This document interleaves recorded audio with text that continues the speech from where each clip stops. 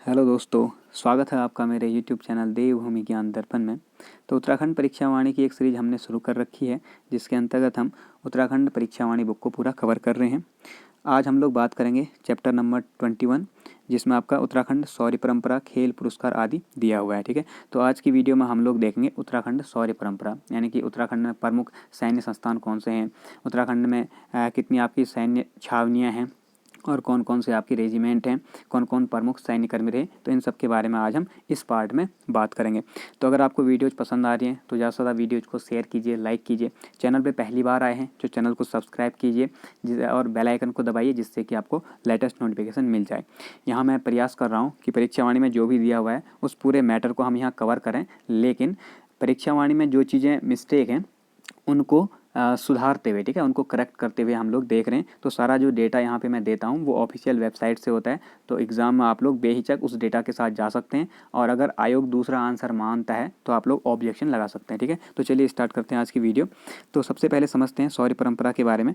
तो देखिए, उत्तराखंड जो है वीरों की भूमि है। ये मैंने इसलिए डाला है, बहुत ज़्यादा इंपॉर्टेंट डेटा नहीं है अपने आप में, ठीक है, ये केवल एक जनरल इंट्रोडक्शन होता है। ये मैंने इसलिए डाला ताकि एक बेस आपका क्लियर हो कि भैया हम किस बारे में पढ़ रहे हैं, ठीक है, क्या क्या हमने सीखना है।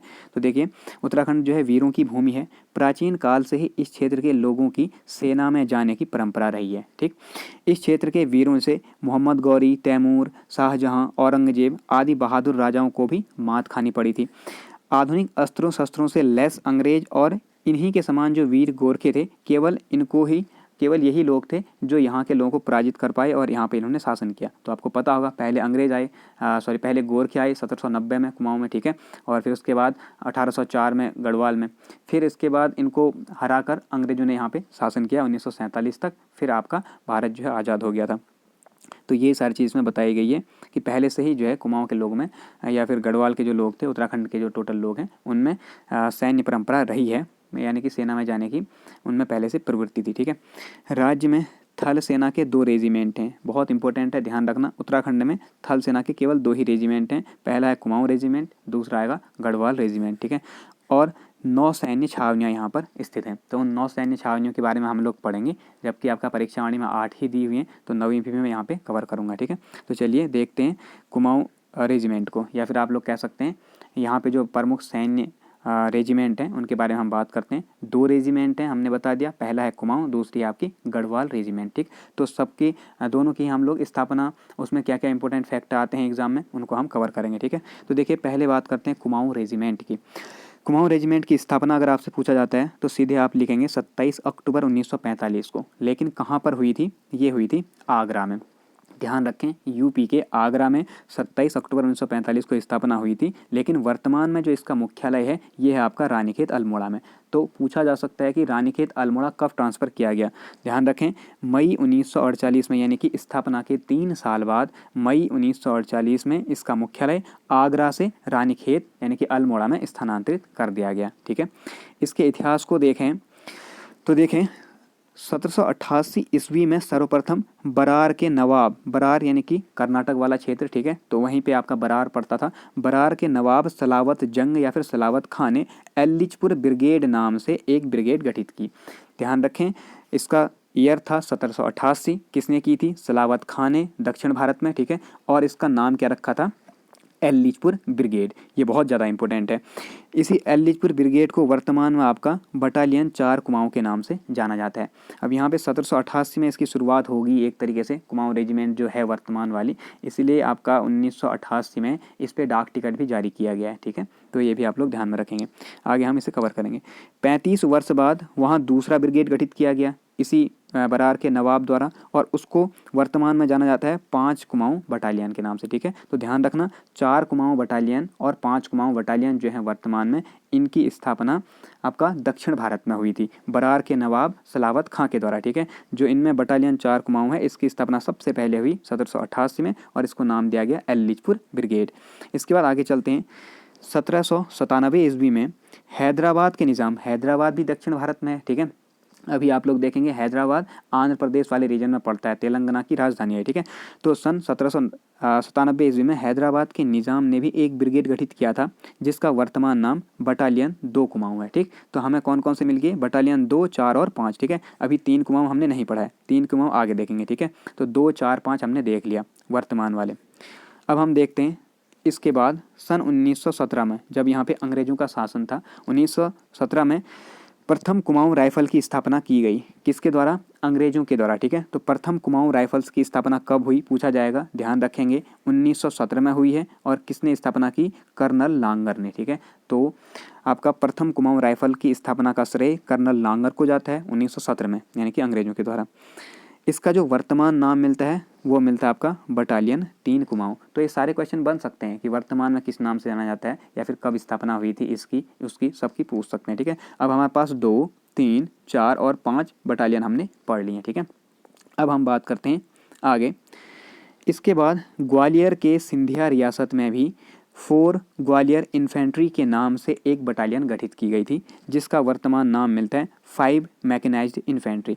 तो ये क्वेश्चन इंपॉर्टेंट है, पूछा जा सकता है कि 5 मैकेनाइज्ड इन्फेंट्री की स्थापना कहाँ हुई थी। तो ध्यान रखेंगे कहाँ हुई थी, ग्वालियर मध्य प्रदेश में इसकी स्थापना हुई थी। और किस नाम से, 4 ग्वालियर इन्फेंट्री के नाम से। और वर्तमान में इसे कहा जाता है 5 मैकेनाइज्ड इन्फेंट्री, ठीक है। आगे देखिए, कुमाऊं रेजिमेंट ने भारतीय सेना को 3 थल सेना अध्यक्ष प्रदान किए हैं। तो 3 सेनाध्यक्ष दिए हैं, कौन कौन हैं, पहले हैं जनरल SM श्रीनागेश, दूसरे हैं जनरल KS थिमैया और तीसरे थे जनरल TN रैना। तो इन तीनों के नाम आप अच्छे से याद कर लेना क्योंकि एग्जाम में बन सकता है। निम्न में से कुमाऊं रेजिमेंट से भारतीय थल सेना को दिए गए जो सेनाध्यक्ष हैं वो नहीं हैं, तो वो छांटने के लिए आएगा। तो 3 नाम ये हैं, एक अन्य नाम डाल देंगे, आप लोग ध्यान रखेंगे, ठीक है। इनका ईयर कब से कब तक रहे ये याद करने की आवश्यकता नहीं है। आगे चलिए, कारगिल युद्ध में इस रेजिमेंट की पहली बटालियन ने महत्वपूर्ण भूमिका निभाई थी। तो इम्पोर्टेंट है, किस बटालियन की पहली, किस रेजिमेंट की पहली बटालियन ने महत्वपूर्ण भूमिका निभाई थी पूछा जाएगा। तो कारगिल युद्ध में आपका कुमाऊं जो रेजिमेंट है इसकी पहली बटालियन ने महत्वपूर्ण भूमिका निभाई, ठीक। कुमाऊं रेजिमेंट के, ये ज़्यादा इंपॉर्टेंट है, ध्यान रखें, 13वीं और 15वीं बटालियन को, 13वीं बटालियन 15वीं बटालियन दोनों ही विषम संख्या है, ठीक है, 13 और 2 15, ठीक। तो 13वीं और 15वीं बटालियन को भारतीय सेना में वीरों में से वीर कहा जाता है। तो ये क्वेश्चन तो पहले बना हुआ है, ये पूछा है। तो वीरों में से वीर किसे कहा जाता है, 13वीं और 15वीं बटालियन को, ठीक है। पहली बार सियाचिन ग्लेशियर में उतरने वाली रेजिमेंट भी आपकी 19 कुमाऊं रेजिमेंट है, यानी कि कुमाऊं की ही रेजिमेंट। तो 19 कुमाऊं रेजिमेंट इंपॉर्टेंट है, ध्यान में रखेंगे। ये पहली बार सियाचिन ग्लेशियर में उतरी थी युद्ध के लिए। तो सियाचिन ग्लेशियर में उतरने वाली पहली बटालियन कौन सी थी, बन सकता है क्वेश्चन, 19 कुमाऊं रेजिमेंट, ठीक है। अब आगे बात करें, स्वतंत्रता के बाद से अब तक कुमाऊं रेजिमेंट को कौन कौन से मेडल मिले हैं उन्हें देख लेते हैं। 2 मिले हैं परमवीर चक्र, और यही सबसे ज़्यादा इंपॉर्टेंट है, पूछा जाता है किसको मिले, कब मिले, ठीक है। आपने नाम सुना होगा, मेजर सोमनाथ शर्मा, मेजर शैतान सिंह। केवल 2 ही परमवीर चक्र मिले हुए हैं जो कि आपके भारत के सर्वोच्च वीरता सम्मान है, ठीक। इसके बाद 7 कीर्ति चक्र भी मिले हैं, 3 अशोक चक्र मिले हैं, 11 महावीर चक्र, 28 शौर्य चक्र और 150 से अधिक सेना मेडल मिल चुके हैं। इनमें केवल एक ही इंपॉर्टेंट है, परमवीर चक्र, ये ध्यान में रखें, ठीक।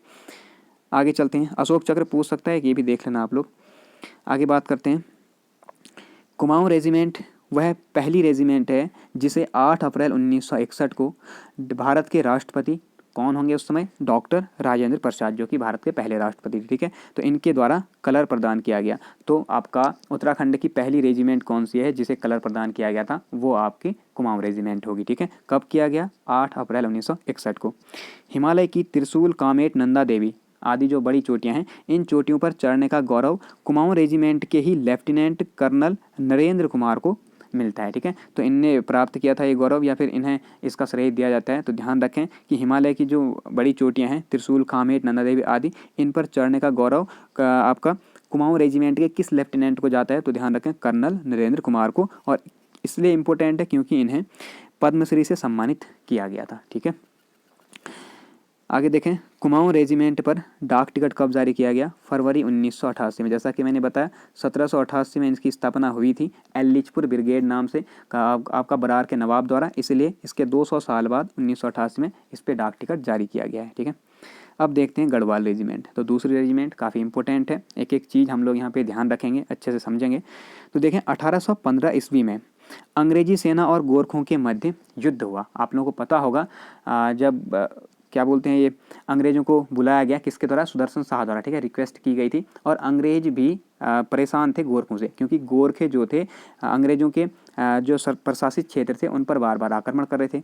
अगर आपसे कभी पूछा जाता है कि गोरखे और अंग्रेजों के मध्य युद्ध का तात्कालिक कारण क्या था, तो ध्यान रखना इसका तात्कालिक कारण था बुटवल प्रांत, ठीक है, बुटवल का प्रांत जो कि गोरखपुर में पड़ता है यूपी में। तो बुटवल के प्रांत में इन्होंने कई अंग्रेज अफसरों को मार दिया था, लगभग 24 अंग्रेज ऑफिसर इन्हें पहली बार में मार देते, इसके बाद और भी मारे, तो इस कारण से ये युद्ध आपका स्टार्ट हो गया था, ठीक है। तो इस टाइम ये भी पूछा जाता है कि भारत का जो गवर्नर जनरल था वो कौन था, तो ध्यान रखें लॉर्ड हार्डिंग इस टाइम पे भारत के गवर्नर जनरल थे। तो 1814 में इनके मध्य युद्ध हुआ था, ठीक है, और 1815 में युद्ध समाप्त हो गया और 1815 में अंग्रेजों की विजय हुई। तो यहाँ से कहानी आगे देखें, 1815 में अंग्रेजी सेना और गोरखों के युद्ध में यद्यपि गोरखे पराजित हो गए थे, लेकिन उनकी वीरता से प्रभावित होकर अंग्रेजों ने उन्हें अपनी सेना में भर्ती करने का निर्णय लिया, ठीक। बहुत ज़्यादा वीर थे गोरखे, ये आपको पता होगा, और एक कभी भी बंदूकों का प्रयोग नहीं करते थे, ये लोग अपनी एक जो खुखरी होती है उससे युद्ध करते थे और बिल्कुल तहलका मचा देते थे, ठीक है। तो इनसे अंग्रेज बहुत ज़्यादा प्रभावित हो गए, क्योंकि ये काफ़ी लड़ाकू प्रजाति थी और इन्हें अपनी सेना में रखने का निर्णय लिया। तो इसीलिए गोरखा रेजिमेंट के नाम से एक अलग रेजिमेंट गठन किया गया, ठीक है। तो गोरखा रेजिमेंट के नाम से इन्हें एक अलग से रेजिमेंट बनाई अंग्रेजों ने। यहाँ पे देखें, इस रेजिमेंट में बड़ी संख्या में गढ़वाली सैनिक भी थे। तो भैया अब गढ़वाली और गोरखे मिक्स हो गए, तो इसी कारण से सन 1886 ईस्वी में, बहुत इंपॉर्टेंट ध्यान रखना, ये आपका ऑफिशियल वेबसाइट में दिया हुआ है गढ़वाल रेजिमेंट वाले की, ठीक है। तो सन 1886 ईस्वी में भारत के फील्ड मार्शल थे सर FS रॉबर्ट, इनकी सिफारिश पर ही गढ़वाल की एक अलग रेजिमेंट बनाने का निर्णय लिया गया। तो पूछा जाएगा, क्योंकि इस बार आपको पता है लैंसडाउन का नाम आपका फिर से कालो डांडा कर दिया गया है, तो यहाँ से क्वेश्चन बन सकते हैं। सन 1886 ईस्वी में ध्यान रखें, भारत के फील्ड मार्शल FS रॉबर्ट की सिफारिश पर गढ़वाल रेजिमेंट को एक अलग से रेजिमेंट बनाने का निर्णय लिया, क्योंकि गढ़वाली सैनिक किस में अभी मिक्स थे, गोरखा रेजिमेंट में, ठीक है।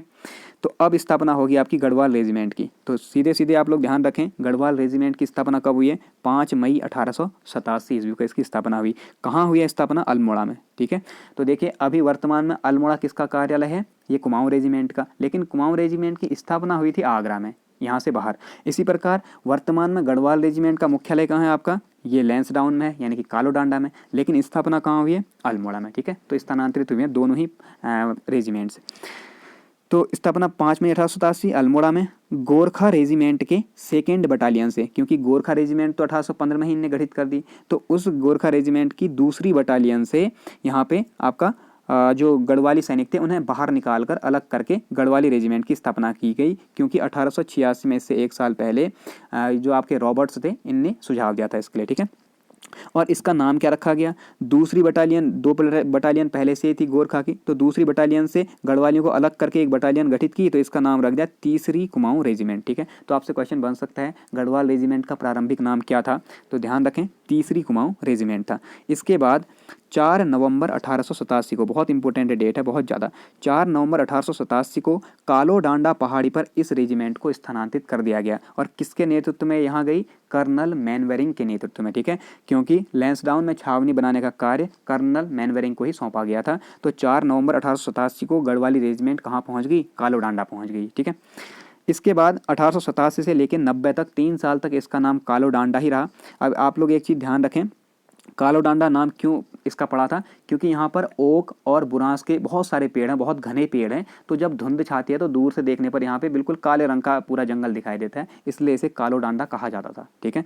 फिर कालो डांडा का नाम लैंसडाउन रख दिया गया, कब, 3 साल बाद 1890 ईस्वी में। तो 1890 में इसका नाम लैंसडाउन पड़ा, ठीक है, 21 सितंबर 1890 के आसपास पड़ा है, आगे हम लोग देखेंगे क्यों पड़ा, क्योंकि लैंसडाउन जो है यहाँ पर आए थे 1890 में, और लॉर्ड लैंसडाउन कौन थे, ये भारत के गवर्नर जनरल थे, ठीक है, 1888 से लेके 92 तक लगभग। आगे हम बात करेंगे 1891 ईस्वी में 39वीं Garhwali regiment of Bengal infantry का गठन किया गया, क्योंकि आपका चीनियों से युद्ध करना था। चीनी लोग जो थे आपका म्यांमार वाली सीमा से भारत में घुस रहे थे, ठीक है। तो 1891 में इस गढ़वाली रेजिमेंट से ही एक अलग कुछ लोगों को अलग निकालकर सैनिकों को यहाँ से समुद्र पार कहाँ, बर्मा भेजने के लिए 39वीं Garhwali regiment of Bengal infantry का गठन किया गया। क्योंकि आपको पता है जो अभी ये बांग्लादेश वाला एरिया है, पश्चिम बंगाल वाला, उसी के सीमा से लगा हुआ है आपका म्यांमार वाला क्षेत्र, उसी म्यांमार को बर्मा कहा जाता था। तो बर्मा में चीनियों के खिलाफ युद्ध के लिए 1891 में 39वीं Garhwali regiment of Bengal infantry का गठन किया गया। मोस्ट इंपोर्टेंट, ध्यान देंगे। अगले ही वर्ष जब ये युद्ध जीत कर वापस आते हैं तो युद्ध जीतने के कारण इन्हें राइफल्स का खिताब दे दिया गया। तो 1892 ईस्वी में इसे राइफल्स का खिताब मिला। तो अब क्या नाम हो जाएगा? प्रथम बटालियन 39 गढ़वाल राइफल्स। ठीक है, तो ये ध्यान में रखना कि राइफल खिताब पहली बार इन्हें कब मिला था? 1892 में। क्यों मिला? बर्मा में युद्ध जीतने के कारण। ठीक है, इसके बाद 1901 ईस्वी में सेकेंड बटालियन 39 गढ़वाल राइफल का गठन हुआ, यानी कि दूसरी बटालियन बनाई दी गई। ये तो पहली बटालियन बनाई, ठीक है। प्रथम बटालियन 39 गढ़वाल राइफल का गठन 1892 में कर दिया। तो 1901 में सेकेंड बटालियन यानी कि दूसरी बटालियन बनाई, किसकी? इसी 39 गढ़वाल राइफल की। ठीक, तो ये भी ध्यान देना। इसके बाद 1921 में इसे रॉयल खिताब मिला। अब देखें राइफल खिताब कब मिला, तो ध्यान रखेंगे 1892 में जब युद्ध जीत के आए बर्मा से तो राइफल का खिताब मिला। लेकिन अगर आपसे पूछता है कि रॉयल खिताब कब मिला है, तब आप ध्यान देंगे 1921 ईस्वी में गढ़वाल रेजिमेंट को रॉयल का खिताब मिल गया और इसी कारण इनका नाम बदल कर रख दिया गया 39वीं रॉयल गढ़वाल राइफल्स, क्योंकि हमारे पास 39वीं गढ़वाल राइफल्स थी। ठीक है, तो इसमें रॉयल शब्द जोड़ के 39वीं रॉयल गढ़वाल राइफल। ठीक, फिर 1922 में, ये बहुत ज़्यादा इंपॉर्टेंट पॉइंट नहीं है तो इसे आप लोग याद रख सकते हैं, 1922 में इस रेजिमेंट का सैन्य पुनर्गठन किया गया और सैन्य पुनर्गठन के बाद इसका नाम 18वीं रॉयल गढ़वाल राइफल कर दिया गया। अभी तक 39वीं रॉयल गढ़वाल राइफल था, लेकिन दोबारा से इसका पुनर्गठन हुआ। तो पुनर्गठन होने के बाद कुछ बटालियन कम कर दी गई और कुछ स्पेशल सैनिक अलग अलग ब्रांचेज में बांट के यहाँ पर बटालियन बनाएगी। तो इसका नंबर पड़ गया अब 18वीं रॉयल गढ़वाल राइफल्स। ठीक है, तो रॉयल गढ़वाल राइफल नाम ऐसा ही रहा। इसके बाद 1945 ईस्वी में, आज़ादी से 2 साल पहले 1945 में, इसमें से सारे नंबर हटा के क्या रख दिया गया? सीधे रॉयल गढ़वाल राइफल्स, केवल रॉयल गढ़वाल राइफल नाम दे दिया गया, जो कि स्वतंत्रता के बाद यानी कि 1947 ईस्वी के बाद क्या बन गया? गढ़वाल राइफल्स, जो कि अपने आप में वर्तमान नाम है। ठीक है, तो अगर आपसे पूछा जाता है कि गढ़वाल राइफल को गढ़वाल राइफल्स नाम या वर्तमान नाम कब मिला, तो ध्यान रखें स्वतंत्रता के बाद। ठीक है, तो ये इजी है। लेकिन रॉयल गढ़वाल राइफल में रॉयल खिताब कब मिला? 1921 में, ध्यान रखना। ठीक है, और आपका राइफल खिताब कब मिला? 1892 में। तो ये दोनों ही याद रखने हैं। वर्तमान में इसकी कुल 19 बटालियन हैं और इसका युद्ध जयघोष है जय बद्री विशाल। तो ये ध्यान रखना, युद्ध जयघोष क्या है? जय बद्री विशाल। अब बटालियन के नाम, कुछ उपलब्धियां हैं जो हम देख लेते हैं, यहाँ से क्वेश्चन बन सकता है। तो पहला है मैक ग्रेगर सम्मान, किसको मिला था? इंपॉर्टेंट क्वेश्चन है। ठीक है, पूछा गया है पहले, आगे भी बन सकता है। तो मैक ग्रेगर सम्मान मिला है आपका 2 लोगों को, गढ़वाल रेजिमेंट के लेफ्टिनेंट पीटी अर्थटन और राइफलमैन ज्ञान सिंह फरसवाण को। ठीक है, तो ज्ञान सिंह फरसवाण बहुत ज्ञानी व्यक्ति थे, तो इनको ज्ञान प्राप्त हो गया था, इसलिए ये कहाँ निकल गए? अर्थ की परिक्रमा करने। ठीक है, पृथ्वी की खोज में। तो अर्थटन नाम भी है और ज्ञान सिंह भी नाम है, तो ऐसे आप लोग रिलेट करेंगे। बहुत ज़्यादा ज्ञान प्राप्त हो गया था फरसवाण जी को, इसलिए वो अर्थ की परिक्रमा करने निकल गए। ऐसा मैं क्यों कह रहा हूँ, आगे देखें। लेफ्टिनेंट पीटी अर्थटन और ज्ञान सिंह फरसवाण, ये 2 नाम याद रखें जिन्हें मैक ग्रेगर सम्मान मिला है। कब मिला? 1909-10 में। क्यों मिला? ये इंपॉर्टेंट है, क्योंकि लैंसडाउन जो कि गढ़वाल में है, ठीक है, पौड़ी में, लैंसडाउन से मॉस्को कहाँ है आपका? ये है रशिया। ठीक है, तो रशिया में मॉस्को से लैंसडाउन यानी कि लैंसडाउन से मॉस्को तक 4000 मील की इनने पैदल यात्रा की थी। बहुत लंबी यात्रा है, 4000 मील बहुत ज़्यादा होता है। ठीक है, 1 मील में भी आपका 1.5 किलोमीटर के आसपास होता है, तो समझ सकते हैं कितना ज़्यादा ये लंबा सफ़र था। इतना सफ़र इनने पैदल तय कर दिया। इसी कारण मैं कह रहा हूँ कि पृथ्वी की परिक्रमा करने निकले थे ये लोग। ठीक, तो पीटी अर्थटन, पृथ्वी यानी कि अर्थ, और ज्ञान प्राप्त हो गया था इसलिए परिक्रमा करने निकले, तो ज्ञान सिंह फरसवाण 2 लोग थे। 1909-10 में इन्हें पुरस्कार मिला है, ये सम्मान मिला। कौन सा? मैक ग्रेगर सम्मान। और क्यों मिला? लैंसडाउन से मॉस्को तक 4000 मील की पैदल यात्रा है। तो ठीक है, इसके अलावा दूसरी उपलब्धि देखिए, 23 अप्रैल 1930, सभी परिचित हैं इस डेट से। 23 अप्रैल 1930 को हुआ था आपका पेशावर कांड। पेशावर कांड क्या था? इसके नायक थे वीरचंद सिंह गढ़वाली। ये क्या था कि आपका जो अफगानिस्तान वाला क्षेत्र है, वहाँ पर एक आंदोलन चल रहा था। ठीक है, लोगों के द्वारा, जो सीमांत गांधी थे आपके, खान अब्दुल गफ्फार खान, उनके नेतृत्व में कुछ अफगानी सैनिक, अफगानी लोग यहाँ पे आंदोलन कर रहे थे ब्रिटिश सरकार के खिलाफ। तो ब्रिटिश सरकार ने इन पर गोली चलाने का आदेश दे दिया, लेकिन जो आपके वीरचंद सिंह गढ़वाली हैं, इन्होंने गोली नहीं चलाई। ठीक है, तो इसके लिए इन्हें सजा भी हुई, तो उसी को पेशावर कांड कहा गया। मैंने ये बताया है कि इस घटना से प्रेरित होकर आपका 23 अप्रैल को गढ़वाल दिवस मनाने की घोषणा की थी मोतीलाल नेहरू जी ने, तो ये भी आप लोग ध्यान रखें। तो इन वीरचंद सिंह गढ़वाली का संबंध इसी रेजिमेंट से था। ठीक है, और इन्हें आदेश किसने दिया था? कर्नल रिकेट ने। ठीक है, तो अंग्रेज अधिकारी रिकेट था जिसने इन्हें आदेश दिया, लेकिन इन्होंने अपने सैनिकों से कह दिया गढ़वाली सीज फायर। आगे देखें, इस बटालियन को 15 अगस्त 1947, अगली उपलब्धि हम देख रहे हैं, 15 अगस्त 1947 यानी कि आज़ादी के अवसर पर, आज़ादी के दिन कलकत्ता के फोर्ट विलियम कॉलेज पर, जो कि अंग्रेजों का सबसे बड़ा संस्थान था एक तरीके से, ठीक है, मुख्य केंद्र था कलकत्ता में, पश्चिम बंगाल में, तो कलकत्ता के फोर्ट विलियम कॉलेज पर राष्ट्रीय ध्वज फहराने का गौरव प्राप्त है। इंपॉर्टेंट क्वेश्चन है, ध्यान रखेंगे, कलकत्ता के फोर्ट विलियम कॉलेज पर राष्ट्रीय ध्वज फहराने का गौरव किसे प्राप्त है 15 अगस्त 1947 को, तो ध्यान रखना गढ़वाल रेजिमेंट को, ठीक है। इसके अलावा देखें, सन 1971 में जब भारत पाक युद्ध हुआ था, इस बटालियन के कैप्टन CN सिंह को महावीर चक्र प्रदान किया गया था, ठीक। सन 2000 में कारगिल युद्ध के दौरान इसके सबसे अधिक सैनिक शहीद हुए थे, तो किस बटालियन के सर्वाधिक सैनिक कारगिल युद्ध में शहीद हुए थे पूछा जाएगा, तो ध्यान रखेंगे गढ़वाल रेजिमेंट के। इस रेजिमेंट के हवलदार जगत सिंह और कुंवर सिंह ने वर्ष 2003 में संयुक्त इंडो नेपाल पर्वतारोहण अभियान, ठीक है, भारत और नेपाल का जो संयुक्त पर्वतारोहण अभियान था, इसमें एवरेस्ट शिखर पर ये लोग चढ़ रहे थे, तो इस अभियान के 2 यहाँ से सदस्य थे, जगत सिंह और कुंवर सिंह, जो कि इस गढ़वाल रेजिमेंट के थे। तो इन्होंने इस अभियान के तहत एवरेस्ट पर भारत का झंडा फहराकर भारत का नाम रोशन किया था, ठीक है। तो ये भी आप लोग ध्यान रखना, वर्ष 2003 में। तो संयुक्त इंडो नेपाल पर्वतारोहण अभियान कब हुआ था, 2003 में। इसके अलावा इंपॉर्टेंट जो एग्जाम में बन सकता है वो ये है कि सन 2007 में गढ़वाल रेजिमेंट को इंदिरा गांधी राष्ट्रीय पुरस्कार से सम्मानित किया गया था। तो इंदिरा गांधी जो राष्ट्रीय पर्यावरण पुरस्कार है, ये पुरस्कार किस वर्ष दिया गया गढ़वाल रेजिमेंट को, ये क्वेश्चन बन सकता है। तो गढ़वाल रेजिमेंट को सन 2007 में मिला है इंदिरा गांधी राष्ट्रीय पर्यावरण पुरस्कार, ठीक है। अब देख लेते हैं उत्तराखंड में प्रमुख सैन्य छावनियाँ। तो देखिए, सैन्य छावनियाँ क्या होते हैं, जहाँ पे सैनिक रहते हैं, ठीक है, उन कस्बों को सैन्य छावनी कहा जाता है। यहाँ पर 9 सैन्य छावनियाँ उत्तराखंड में, सबके बारे में हम डिटेल में देखेंगे। सैन्य छावनी से तात्पर्य उस क्षेत्र से है जहाँ सेना रहती है। ऐसे क्षेत्रों का प्रशासन छावनी परिषद द्वारा किया जाता है। तो ध्यान रखना, प्रशासन कौन करता है, छावनी परिषद करती है, ठीक है। और इसके लिए अधिनियम बनाए गए हैं। कौन सा अधिनियम है आपका, जो छावनी अधिनियम 2006 है अभी, उसके अकॉर्डिंग या उसके द्वारा जो आपका भारत का रक्षा मंत्रालय, इसके अधीन इनका प्रशासन देखा जाता है। तो ये सारी चीज़ें आप लोग ध्यान में रखना। यहाँ पे कुल 9 छावनी परिषद हैं। अब यहाँ पे मैंने एक फैक्ट इंक्लूड किया है, प्रथम छावनी अधिनियम कब आया था। तो फर्स्ट कैंटोनमेंट एक्ट जो था आपका, प्रथम छावनी अधिनियम, ये 1924 में पारित किया गया था इन छावनियों का रखरखाव और इनका जो है नियंत्रण करने के लिए। फिर 2006 ईस्वी में इसमें संशोधन कर दिया गया। तो संशोधित कैंटोनमेंट एक्ट या छावनी अधिनियम कब आया गया, 2006 में, ठीक है। इन दोनों में मैंने अलग अलग नाम लिख दिए हैं, देखिए यहाँ पे लिखा गया है छावनी अधिनियम और यहाँ पे कैंटोनमेंट एक्ट, तो कंफ्यूज ना हो, ये दोनों एक ही चीज़ है, ये इसी का इंग्लिश वर्जन है, ठीक है। तो पहला छावनी अधिनियम 1924 और संशोधित छावनी अधिनियम 2006 में आया। तो अभी वर्तमान में जितनी भी यहाँ सैन्य छावनियाँ हैं 9 की 9, उन सभी का संचालन किसके द्वारा होता है, कैंटोनमेंट एक्ट 2006 के अनुसार, ठीक है। अब हम सभी छावनियों को देख लेते हैं। पहला है आपका देहरादून छावनी। तो देखिए, परीक्षावाणी बुक में इनकी जो डेट है वो मिस्टेक है भाई। जिनकी जो ऑफिशियल साइट्स हैं उन साइट्स से मैं इनकी डेट लेके आया हूँ, तो आयोग अगर पूछता भी है तो यही डेट सही मानी जाएंगी, इसीलिए मैंने बदल दिए सारे डेट्स, तो आप लोग देख लेना। स्थापना हुई है 1913 में, ठीक है। जबकि अगर परीक्षावाणी को देखें तो उसमें साफ साफ लिखा हुआ है कि 30 नवंबर 1814 को जनरल गिलेस्पी के नेतृत्व में 15,000 सैनिकों द्वारा जब गोरखों को खलुंगा किले में, जो कि नाला पानी में स्थित है, इसमें हराया गया, तो हराने के साथ ही देहरादून जो है छावनी में बदल चुका था। तो परीक्षावाणी के अनुसार देहरादून छावनी की स्थापना 30 नवंबर 1814 को हो गई। हालांकि वहाँ छावनी जैसा माहौल स्थापित हो गया, लेकिन ऑफिशियली जो इसकी स्थापना हुई है ये इसकी वेबसाइट के अनुसार 1913 ईस्वी में हुई है। तो ध्यान रखना, देहरादून छावनी बनी है 1913 में, 1913 ईस्वी में, ठीक है। इस क्षेत्र को उत्तरांचल सब एरिया के नाम से जाना जाता है। मोस्ट इंपोर्टेंट है, किस छावनी में आपका सब एरिया स्थित है पूछेगा, देहरादून छावनी, या किस छावनी को उत्तरांचल सब एरिया के नाम से भी जाना जाता है पूछ देगा, तो ध्यान रखना देहरादून छावनी को, स्थापना 1913, ठीक है।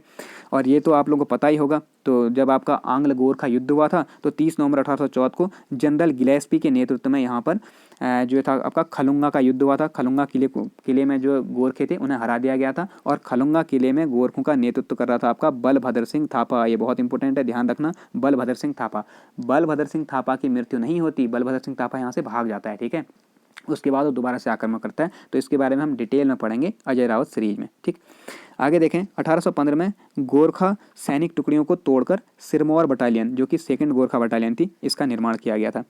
आज यहाँ पर एक सब एरिया और कैंटोनमेंट बोर्ड है। तो ये भी इंपॉर्टेंट है, किस सैन्य छावनी में, किस परिषद में आपका कैंटोनमेंट बोर्ड भी स्थापित है, तो देहरादून छावनी, ठीक है।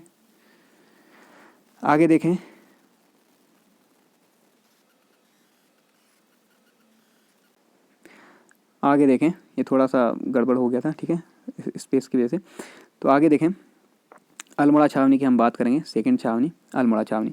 इसकी स्थापना अप्रैल 1815 में हुई है। ठीक, तो यहाँ पे आपको पता होगा कि 28 अप्रैल 1815 को जीत लिया था इसे, ये जो आपका अल्मोड़ा वाला क्षेत्र था, यहाँ पे लाल मंडी किले को। ठीक है, तो वहीं पे मानी जाती है आपकी स्थापना। अब यहाँ पे मैं एक चीज़ क्लियर कर दूँ कि आपका जो अजय रावत है उसमें 27 अप्रैल डेट लिखी हुई है, जबकि परीक्षा वाणी में 28 अप्रैल लिखी हुई है। ठीक है, तो अब आयोग कौन सी डेट को फॉलो करेगा ये मैं नहीं कह सकता हूँ, लेकिन आप दोनों ही डेट याद रखेंगे। 28 अप्रैल पूछे तो 28 के साथ जाएँ, 27 पूछे तो 27 के साथ। ठीक, आगे देखते हैं। कर्नल गार्डनर के नेतृत्व में अंग्रेजी फौज ने गोरखों से लाल मंडी किला जीत लिया और उसे फोर्ट मोइरा नाम दिया। ठीक है, तो फोर्ट मोइरा नाम से आपका क्वेश्चन बना हुआ था कि किस किले को फोर्ट मोइरा नाम से भी जाना जाता है, तो लाल मंडी किला। ठीक है, तो फोर्ट मोइरा आप लोगों को पता होगा ना, भारत में लाल किला है, तो लाल कहते ही आपको ध्यान में आएगा कि लाल किला जो है उसके साथ हमेशा किला लगता है, और किले को कहते हैं इंग्लिश में फोर्ट। तो इसमें केवल ये नाम फोर्ट मोइरा जो है इसी लाल वाले के साथ मैच करेगा, क्योंकि लाल किला और फोर्ट मोइरा, तो किला मतलब फोर्ट, तो लाल फोर्ट यानी कि फोर्ट मोइरा हो जाएगा। ऐसे करके आप रिलेट कर सकते हैं। लाल मंडी किला जीत लिया और उसे फोर्ट मोइरा नाम दिया, बाद में इसे छावनी का रूप दे दिया गया। ठीक है, छावनी बोर्ड कार्यालय की इमारत को टैगोर हाउस के रूप में वर्तमान में जाना जाता है। तो ध्यान रखना, आपका पूछा जाएगा कि किस छावनी बोर्ड कार्यालय की इमारत को टैगोर हाउस के नाम से भी जाना जाता है, तो ध्यान रखें अल्मोड़ा छावनी। रामकृष्ण आश्रम और ब्राइट एंड कॉर्नर जो है अल्मोड़ा छावनी के पास स्थित दर्शनीय स्थल हैं। अप्रैल 1918 में यहाँ तृतीय गोरखा रेजिमेंट की स्थापना की गई थी। ठीक है, तो ये ध्यान में रखें आप लोग। आगे देखें लंढौर छावनी। तो लंढौर कहाँ है आपका, ये मसूरी में स्थित है। ठीक है, तो ध्यान रखें इसकी स्थापना कब हुई थी, 1828 ईस्वी। तो देखिए 1827 में यहाँ पे आपका सेना के लिए स्थापना करना शुरू कर दिया गया था, वॉलंटियर कोर की स्थापना हो गई थी, सेना के लिए वॉलंटियर कोर बना दिया गया था 1827 ईस्वी में। ठीक, ये ऑफिशियल वेबसाइट का डेटा है, लेकिन 1828 में इसकी स्थापना हुई है। ये मैं कहाँ से बता रहा हूँ, जब आप लंढौर छावनी को विजिट करेंगे तो उसमें बड़ा सा बोर्ड बना हुआ है बाहर, वहाँ पे साफ साफ हिंदी में लिखा है स्थापना 1828। ठीक है, तो वहीं से मैंने देख के से यहाँ पे लिखा हुआ है, तो ध्यान रखना 1828 में स्थापना, जो कि आपका मसूरी में है। ठीक है, और मसूरी कहाँ, देहरादून में। ठीक, और यहाँ आपका सेना का मैनेजमेंट इंस्टीट्यूट भी है। तो सेना का मैनेजमेंट इंस्टीट्यूट किस छावनी में है, लंढौर छावनी में। ध्यान रखना इंपॉर्टेंट है, सेना का मैनेजमेंट इंस्टीट्यूट कहाँ है, लंढौर छावनी में। मसूरी की स्थापना की बात कर लेते हैं यहीं पे। तो मसूरी की स्थापना 1825 में कैप्टन यंग के द्वारा की गई थी, और यहाँ पे इन्होंने अपने रहने के लिए एक घर बनाया था जिसे मलिंगार होटल या फिर मलिंगार कहा जाता है। अभी मलिंगार बिल्डिंग है। ठीक है, उस टाइम पे इसे मलिंगार टावर कहा जाता था, तो ये भी आप लोगों को पता ही होगा। आगे देखते हैं नैनीताल छावनी। तो नैनीताल छावनी की स्थापना 1878 ईस्वी में मानी जाती है, और यहाँ पर एक पलटन था सैनिक आराम गाह है। ठीक है, ये आपका सैनिक आराम गाह के लिए ही इनने नैनीताल छावनी को मांगा था, और इसके साथ साथ जो रानीखेत छावनी है उसको भी सैनिक आराम गाह के लिए ही अंग्रेजों ने खरीदा था। तो नैनीताल छावनी कहाँ है आपकी, सॉरी कब स्थापित हुई है, 1878 ईस्वी में। इंपॉर्टेंट है, ध्यान रखें। आगे देखें रुड़की छावनी। रुड़की छावनी की स्थापना 1853 में हुई। सेना का प्रतिष्ठित, ये मोस्ट इंपोर्टेंट है, सेना का प्रतिष्ठित संस्थान बंगाल सैपर्स एंड माइनर्स का ग्रुप एंड सेंटर जो है वो यहीं रुड़की छावनी में है। तो यही क्वेश्चन आपसे बना दिया जाएगा कि सेना का प्रतिष्ठित संस्थान बंगाल सैपर्स एंड माइनर्स का ग्रुप एंड सेंटर किस छावनी में स्थित है, रुड़की छावनी। स्थापना 1853 में। ठीक है, और इसकी भी स्थापना 1853 में ही हुई थी। आगे है चक्राता छावनी, छठी छावनी। तो चक्राता कहाँ है, देहरादून के जौनसार बाबर क्षेत्र में, आपको पता होगा। इसकी स्थापना 1869 ईस्वी में मानी जाती है। ठीक है, ऑफिशियली। तो 1869 में स्थापना हुई है, किसके द्वारा, ब्रिटिश सेना के कर्नल थे ह्यूम। ठीक है, तो कर्नल ह्यूम के द्वारा इसकी स्थापना हुई है, चक्राता छावनी कर्नल ह्यूम द्वारा 1869 में। देहरादून के जौनसार बाबर क्षेत्र में कैलना की पहाड़ियों पर स्थित है। तो यहाँ से भी क्वेश्चन बनाया जा सकता है, कौन सी छावनी आपकी कैलना पहाड़ियों पर स्थित है, चक्राता छावनी। ठीक है, रक्षा मंत्रालय भारत सरकार के नियंत्रण में कार्यरत एक स्वायत्त निकाय है। ठीक, तो ये तो सारी छावनियाँ हैं, ये आप लोग ध्यान रखें। देखिए 1866 में यहाँ निर्माण कार्य शुरू हुआ, 1869 में यहाँ सैनिक रहने लगे, इसलिए 1869 इसकी स्थापना मानी जाती है। बाकी अप्रैल 1873 ईस्वी में कैंटोनमेंट मजिस्ट्रेट का कार्यालय यहाँ स्थापित किया गया था। अगली देखें सातवीं छावनी रानीखेत छावनी। तो इसकी स्थापना भी 1869 में हुई है। ठीक है, तो ये भी आप लोग ध्यान रखें। कहाँ है, अल्मोड़ा जिले में स्थित है रानीखेत छावनी। इसको अंग्रेजों ने 1869 में आराम गाह के लिए खरीदा था, जैसा कि मैंने बताया। 1948 से यह स्थल कुमाऊं रेजिमेंट का मुख्यालय है। तो आगरा से मई 1948 में यहाँ पर आपका कुमाऊं रेजिमेंट का मुख्यालय स्थानांतरित किया गया था, यह हमने पढ़ लिया। ठीक है, नेक्स्ट देखते हैं लैंसडाउन छावनी। तो 8वीं आपकी लैंसडाउन, ये इंपॉर्टेंट है। अभी आपका लैंसडाउन का नाम बदलकर कालोडांडा कर दिया, तो इसके बारे में जितनी डिटेल हो सकती थी मैंने सब यहाँ पे इंक्लूड किया है। स्थापना हुई है नवंबर 1887 ईस्वी में। मोस्ट इंपॉर्टेंट, ध्यान रखना, वैसे 4 नवंबर 1887 डेट दी जाती है, लेकिन आप फिलहाल के लिए नवंबर 1887 याद रखें। गढ़वाल राइफल की पहली बटालियन जो थी, जब पहली बटालियन की स्थापना हुई 1887 में, 5 मई 1887 को, आपको पता होगा, ठीक है। तो अभी हमने देखा था गढ़वाल राइफल की पहली बटालियन के लेफ्टिनेंट कर्नल ईपी मैनवरिंग, ठीक है, जो गढ़वाल राइफल की पहली बटालियन थी, ये आपका ईपी मैनवरिंग के नेतृत्व में 4 नवंबर 1887 को कालोडांडा आई थी। और तब यहाँ पर केवल एक छोटे से ये जो एक फार्म हाउस टाइप का था, इसमें सैन्य छावनी स्थापित कर दी गई थी, लेकिन धीरे धीरे यहाँ पे कार्य शुरू हो गया 4 नवंबर से ही। इसलिए मैं कह रहा हूँ कि इसकी स्थापना 4 नवंबर मानी जा सकती है, ठीक है। लेकिन जिस दिन आए उसी दिन से आपका शुरुआत कर दी, ऐसा नहीं होगा, इसलिए डेट हम एग्जैक्ट नहीं रख सकते। तो नवंबर 1887। लेकिन ये ध्यान में जरूर रखना कि गढ़वाल राइफल की पहली बटालियन किसके नेतृत्व में आई, यहाँ कर्नल मैनवरिंग के नेतृत्व में। अब और कब आई है, 4 नवंबर 1887 को, ठीक है। 21 सितंबर 1890 भारत के तत्कालीन वायसराय लॉर्ड हेनरी लैंसडाउन यहाँ पर आए थे, और इनके नाम पर ही कालोडांडा को लैंसडाउन नाम दिया गया था। तो इंपॉर्टेंट है, ध्यान रखना, क्योंकि बन सकता है अभी 2022 में इसका नाम फिर से लैंसडाउन कर दिया, सॉरी फिर से कालोडांडा कर दिया, तो पूछ देंगे कि लैंसडाउन नाम कब पड़ा था, 21 सितंबर 1890 को। आगे देखें, ब्रिगेडियर जनरल जे मुर्रे, ठीक है, जे मुर्रे ने इस स्थान को छावनी और रेजिमेंट के स्थान के लिए अनुमोदित किया था। तो ये स्थान पर आपका छावनी बननी चाहिए, इसके लिए किसने अनुमोदन किया था, जनरल जे मुर्रे ने, ठीक है। पौड़ी जिले में स्थित इस स्थान को पहले कालोडांडा के नाम से जाना जाता था। वर्तमान में यानी कि 2022 में फिर से इसका नाम कालोडांडा कर दिया गया है, ठीक। दर्शनीय स्थल देख लेते हैं यहाँ के। तो दर्शनीय स्थल में आपके दरबान सिंह संग्रहालय, रेजिमेंटल दुर्गा मंदिर, कालेश्वर महादेव मंदिर, Saint Mary church, Tiffin Top, ठीक है, आदि यहाँ के दर्शनीय स्थल हैं। इसके अलावा दुगड्डा में, जो कि पौड़ी गढ़वाल में ही है दुगड्डा, तो दुगड्डा में गढ़वाल राइफल का एक कमिश्रेट ग्राउंड भी स्थित है। तो पूछेगा तो ये ध्यान में रखना। और ये यहाँ से क्वेश्चन बन सकता है कि आपका दरबान सिंह संग्रहालय कहाँ स्थित है, या फिर कालेश्वर महादेव मंदिर किस उस पर स्थित है, किस छावनी में, लैंसडाउन छावनी। ऐसे टिपिन टॉप, टिपिन टॉप क्या है, एक चोटी है जहाँ से आपका हिमालय का सबसे भव्य दर्शन होता है, ये माना जाता है। तो टिपिन टॉप भी कहाँ है, आपका यहीं पे स्थित है, ठीक है। वैसे गढ़वाल की जो लैंसडाउन छावनी है, लैंसडाउन छावनी प्रसिद्ध है अपनी मैस के लिए, ठीक है। यहाँ पे जो खाना है वो बहुत ही बेहतरीन मिलता है, बताते हैं। तो यहाँ मैस के लिए प्रसिद्ध छावनी है। लास्ट है आपकी क्लीमेंट छाउन छावनी, नवी छावनी। तो इसकी स्थापना 1941 ईस्वी में हुई थी, यानी कि द्वितीय विश्व युद्ध के दौरान, और कहाँ स्थित है, देहरादून में, ठीक है। अब हम देख लेते हैं कुछ एकेडमी जो कि यहाँ से संबंधित हैं सैन्य से। तो पहला आता है आपका राष्ट्रीय इंडियन मिलिट्री कॉलेज, ठीक। इसकी सैन्य परंपरा का जो आपका ये संक्षिप्त की है, उसमें मैंने इसे NIMC बता दिया, ठीक है। NIMC यानी कि नेशनल इंडियन मिलिट्री कॉलेज। तो ये नेशनल नहीं है, इसकी ऑफिशियल साइट पे इसे राष्ट्रीय ही माना गया है। तो इसको आप लोग करेक्ट कर लें, RIMC, ठीक है। तो राष्ट्रीय इंडियन मिलिट्री कॉलेज को RIMC ही कहा जाता है। इसकी स्थापना हुई है 13 मार्च 1922 को। अब परीक्षा वाणी में 1 मार्च दिया है, तो करेक्ट कर लेना। 13 मार्च 1922 को ऑफिशियली इसकी स्थापना हुई है। किसके द्वारा की गई, ड्यूक ऑफ विंडसर, जो कि वेल्स के प्रिंस थे, तो प्रिंस ऑफ वेल्स के द्वारा इसकी स्थापना की गई है, जिनका नाम है ड्यूक ऑफ विंडसर, और स्थापित कहाँ है, देहरादून में। इसके बारे में बाकी डिटेल, यहाँ पे कितने ग्राउंड हैं, कितने फुटबॉल ग्राउंड हैं, कितनी अन्य चीज़ें हैं, वो सारे मैंने इसकी संक्षिप्त की में इंक्लूड किया है। तो अगर आप लोगों ने ये वीडियो देख ली तो इसके तुरंत बाद संक्षिप्त की वाली देख लेना, आपको और ज़्यादा यहाँ से डेटा मिल जाएगा, ठीक है, क्लियर हो जाएगा। आगे देखें, भारतीय सैन्य अकादमी IMA। तो यहाँ से कई बार क्वेश्चन बना हुआ है।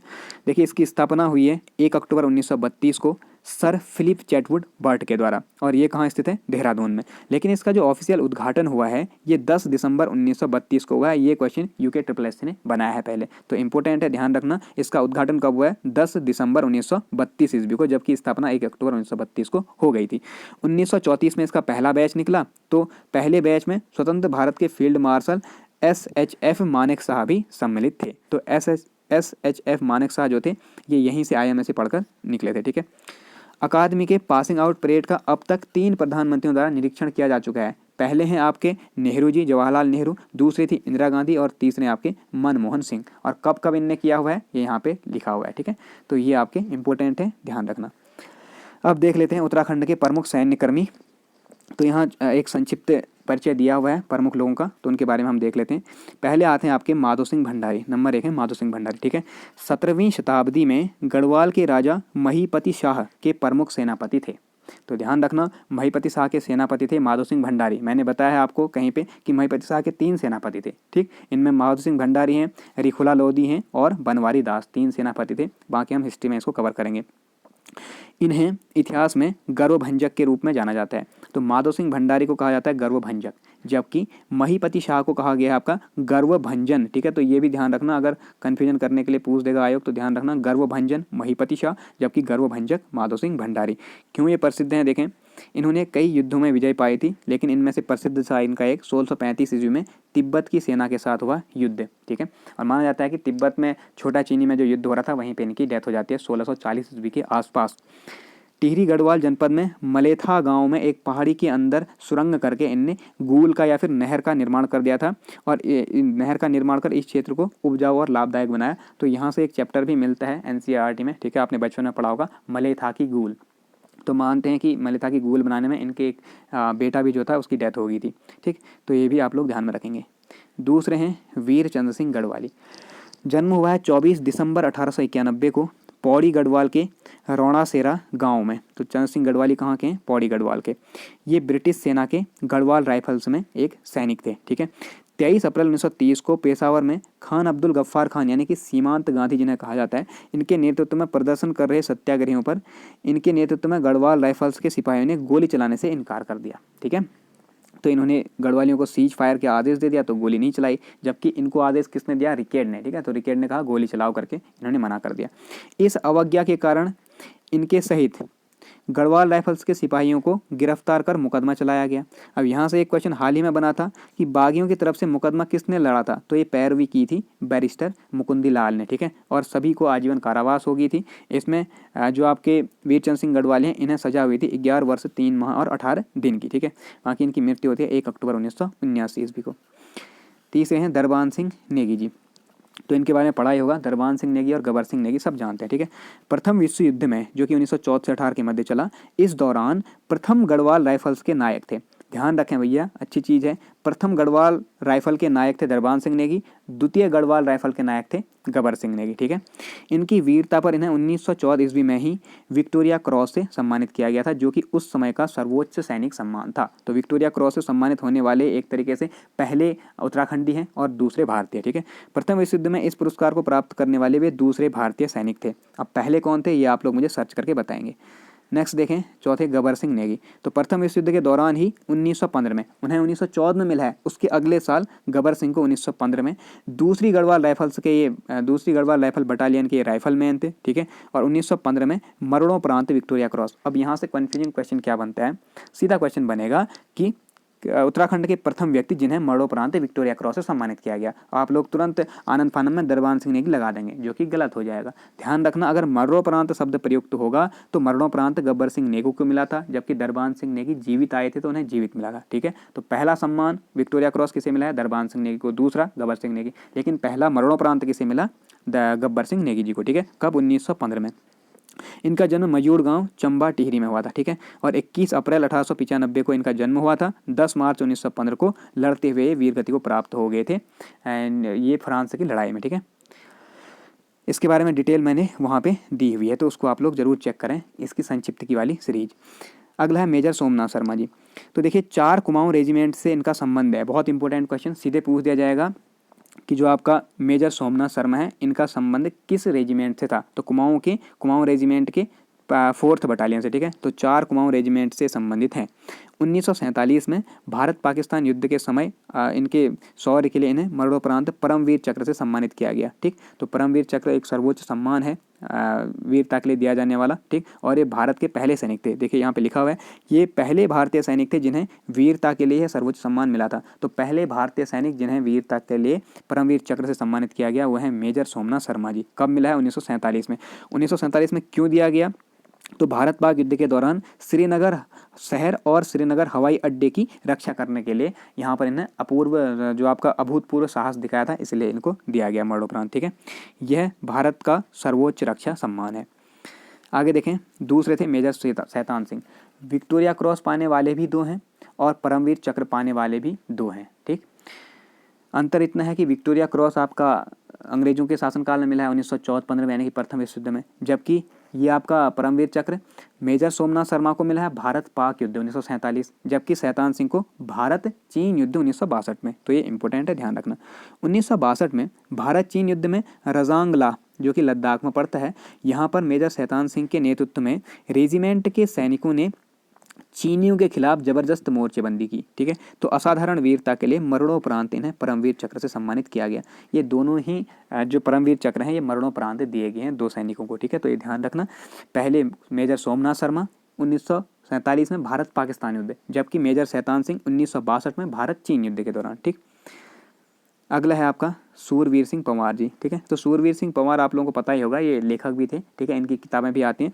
तो कैप्टन सूरवीर सिंह पंवार का जन्म टिहरी गढ़वाल के पंवार राजवंश में हुआ था, लेकिन क्या हुआ 1943 ईस्वी में द्वितीय विश्व युद्ध के दौरान इमरजेंसी कमीशन में, ठीक है, उस टाइम पे बहुत ज़्यादा ज़रूरत हो गई थी सैनिकों की, तो इमरजेंसी कमीशन में भारतीय सेना में इन्हें कैप्टन का पद मिल गया था। ठीक है, डायरेक्टली।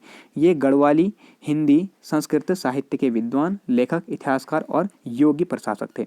इनकी कुछ प्रमुख रचनाएं आती हैं, उन्हें देख लेते हैं। पहले आपके फतेह प्रकाश, ऐसे अलंकार प्रकाश और गढ़वाली के प्रमुख अभिलेख एवं दस्तावेज। तो ये इंपॉर्टेंट कृति है, पूछी जा सकती है। गढ़वाली के प्रमुख अभिलेख और दस्तावेज किसकी रचना है? सूरवीर सिंह पंवार जी की। ठीक है, आगे देखें। विपिन चंद्र जोशी, जनरल बीसी जोशी, आपका सैन्य स्कूल है पिथौरागढ़ में, तो ये इन्हीं के नाम पर है, तो ध्यान रखें। अल्मोड़ा मूल के निवासी श्री जोशी 1993-94 तक भारतीय थल सेना के अध्यक्ष रहे थे। ठीक है, अगले हैं आपके एडमिरल देवेंद्र जोशी। ठीक है, तो एडमिरल देवेंद्र जोशी भी अल्मोड़ा मूल के थे। एडमिरल देवेंद्र जोशी ये 2012 से 2014 तक भारतीय नौसेना अध्यक्ष रहे। ठीक, बीसी जोशी थल सेना के अध्यक्ष रहे और एडमिरल देवेंद्र जोशी आपका भारतीय नौसेना के अध्यक्ष रहे, यानी कि नेवी के। ठीक है, अगला है आपका मोहन चंद्र शर्मा, यानी कि जिन्हें उपनाम दिया गया मासीवाल। इंपॉर्टेंट है, देखें। अल्मोड़ा मूल के निवासी श्री मासीवाल दिल्ली पुलिस की विशेष शाखा के पुलिस निरीक्षक थे, लेकिन आपने सुना होगा 2008 में 19 सितंबर 2008 को एक प्रमुख केस हुआ था बाटला हाउस। इस पर एक मूवी भी बनी हुई है जॉन अब्राहम की, काफ़ी अच्छी है, उसमें रियल स्टोरी दिखाई गई है, तो आप लोग उसे देख सकते हैं, विजिट कर सकते हैं। ठीक है, 19 सितंबर 2008 को दिल्ली के बाटला हाउस में हुए आतंकवादी हमले में ये शहीद हो गए थे। ठीक है, बहादुरी के लिए इन्हें एक बार राष्ट्रपति पदक, 6 बार पुलिस पदक से सम्मानित किया गया और मरणोपरांत इस आतंकी हमले में मरणोपरांत इन्हें अशोक चक्र से सम्मानित किया गया है। तो ये मोहन चंद्र शर्मा जो मासीवाल हैं, जो कि बाटला हाउस केस से संबंधित हैं, ये उत्तराखंड के अल्मोड़ा जिले से बिलोंग करते हैं। ठीक है, ऐसे ही दूसरे हैं आपके, दूसरा प्रमुख आतंकी हमला इससे संबंधित है गजेंद्र सिंह बिष्ट। कौन सा हमला? 26 नवंबर 2008 का। ठीक है, उसी वर्ष से। तो 26 नवंबर 2008 का 26/11 का हमला सभी लोग जानते हैं। कहाँ हुआ था? मुंबई स्थित नरीमन हाउस में, ताज होटल कहते हैं ना, ताज होटल अभी पहले था वो ताज होटल, और नरीमन हाउस में हमला हुआ था। यहाँ पर आतंकी हमले में जान की परवाह किए बिना श्री बिष्ट ने बंधकों को रिहा कराने में प्रमुख भूमिका निभाई। तो मरणोपरांत इन्हें भी अशोक चक्र से सम्मानित किया गया। तो इंपॉर्टेंट हैं दो लोग जो बहुत बड़े कांड हुए भारत के, एक बाटला हाउस कांड और दूसरा आपका ये नरीमन हाउस कांड, यानी कि आप कह सकते हैं 26/11 का अटैक। ठीक है, तो 26/11/2008 को ये हुआ था मुंबई स्थित नरीमन हाउस में, और इसमें शहीद हुए थे गजेंद्र सिंह बिष्ट, और ये भी कहाँ के थे? अल्मोड़ा के। ठीक है, तो ये आप लोग ध्यान में रखना। तो आज की वीडियो में इतना ही। यहाँ पे आपका सॉरी परंपरा वाला समाप्त होता है, बीच में थोड़ी सी गड़बड़ी हो गई थी, उसके लिए क्षमा चाहेंगे। तो आज की वीडियो में इतना ही। मिलते हैं नेक्स्ट वीडियो में एक और बेहतरीन टॉपिक के साथ। तब तक अपना ध्यान रखें। Thank you.